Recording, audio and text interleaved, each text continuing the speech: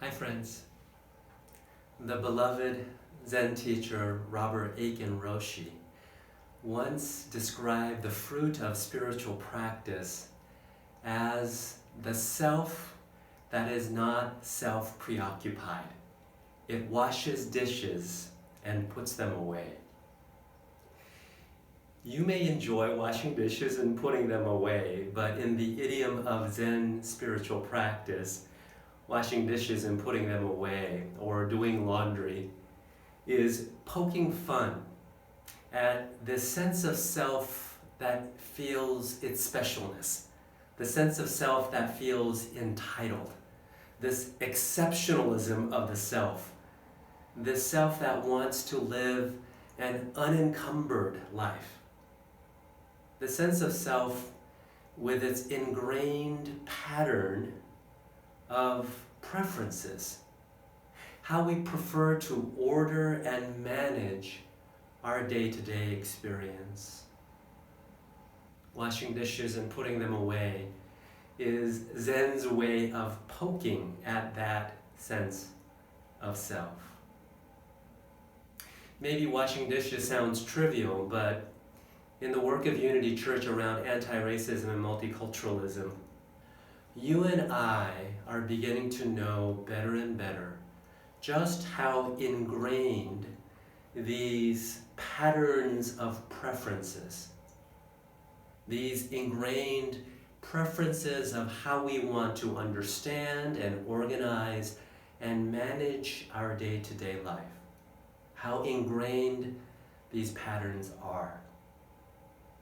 As we go deeper and deeper into spiritual practice, whether it's prayer or meditation or lectio divina, sacred reading, or walking the labyrinth or doing yoga, when we go deeper and deeper into spiritual practice, what is revealed to us are these patterns of how we organize and how we manage our preferred sense of being in the world, and how white dominant culture has ingrained these preferences that buttress our sense of who we are.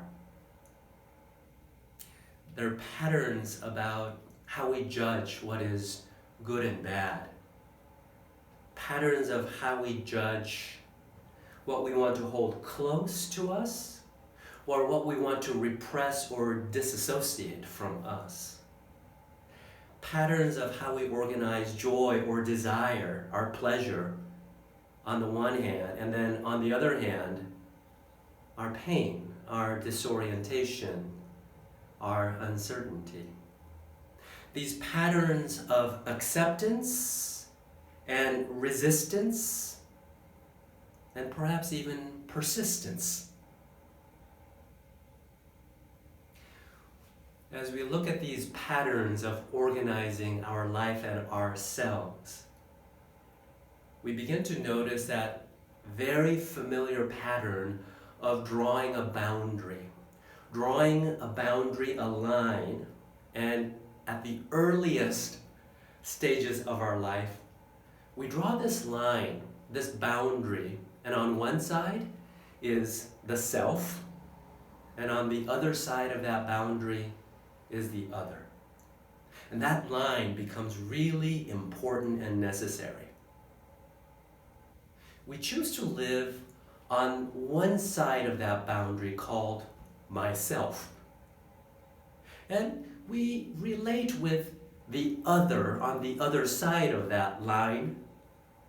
But sometimes that boundary line turns into a battle line. A boundary that we fortify with patrols, with police. And we live on this self side of that boundary line. And we live there for a while until you and I mature to the point of realizing that even on this side of myself, there's a conflict, there's a tension going on. We look at our bodies and we see it growing older, infirm, getting sick. It doesn't act in the way that we want it to, or look in the way that we want it to look. And then comes that second very familiar boundary line that you and I draw. It's the boundary line between our physical bodies and the life of the mind. And we choose to prefer the life of the mind. Why? Because while we might not be able to organize and control this unwieldy body, it feels like we have more management and more control over our mind. And so we live in our minds.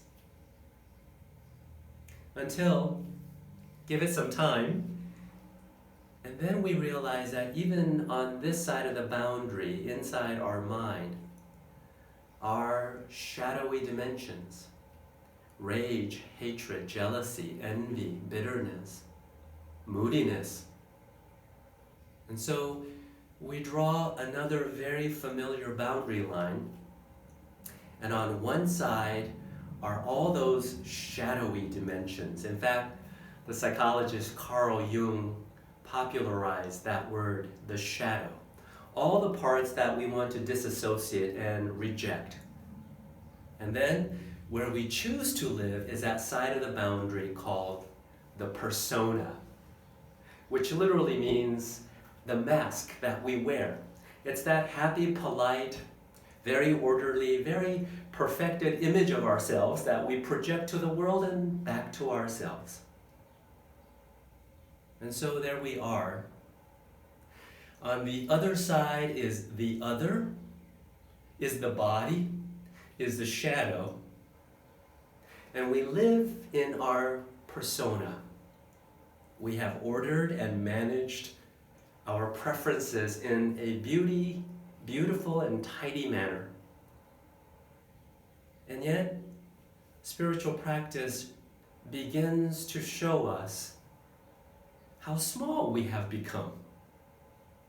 We have fragmented our sense of whole self, our holy self, and we have preferred living in this tiny aspect of our whole self called the persona.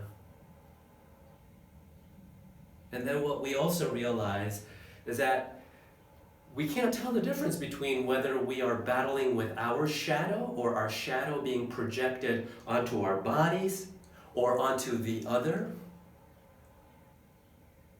And we're right there, friends, in the psychology of racism, in the psychology of immigration, how we otherize others who are our neighbors. We have fragmented our sense of the holy self.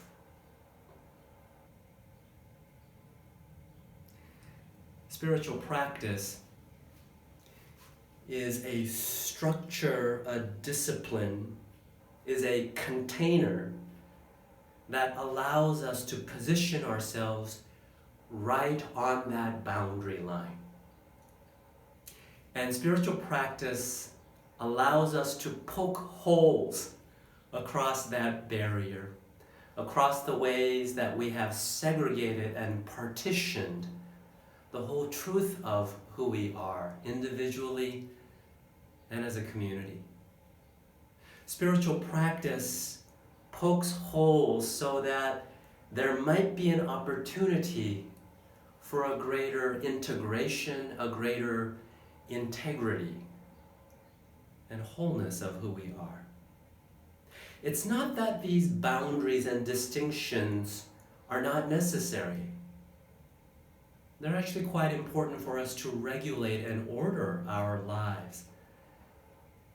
But spiritual practice illuminates how these boundary lines have become fortified, militarized, and there's a battle line where we think there is only a boundary line.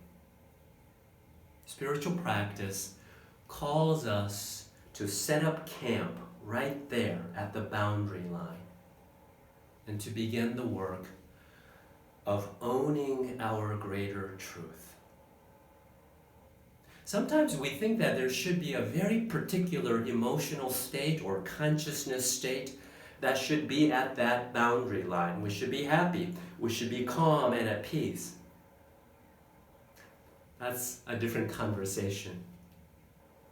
All I want to suggest at this moment is that as spiritual practice calls us to build our camp at that boundary line, whether the affect is fear or hatred, spiritual practice is that strength, is that strong container to stay put, to stay there until the wholeness of who we are is revealed to who we are.